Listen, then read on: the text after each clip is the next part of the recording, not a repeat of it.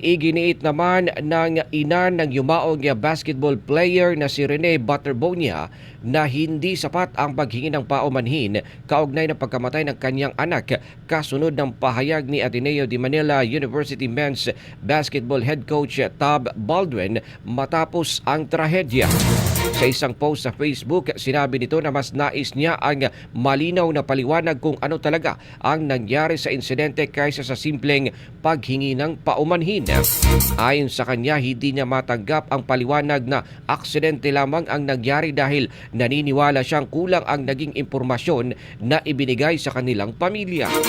Ipinunto rin niya na hindi sila na-update ng maayos tungkol sa insidente at wala umanong naipadalang sapat na patunay o impormasyon sa kanila kaugnay ng nangyari sa kanyang anak kahit na naipabatid na sa publiko ang pagkamatay nito. Samantala, una nang nagsalita si Baldwin tungkol sa insidente at humingi ng paumanhin kasabay ng pag-amin sa bigat ng trahedya para sa dalawang pamilyang nawala ng anak.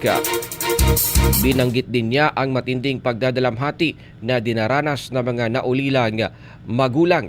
Ang insidente ay nagresulta sa pagkamatay ni Rene Butterbonia at Divine Adili na nagdulot ng malalim na lungkot sa kanilang mga pamilya at sa komunidad ng Ateneo Basketball.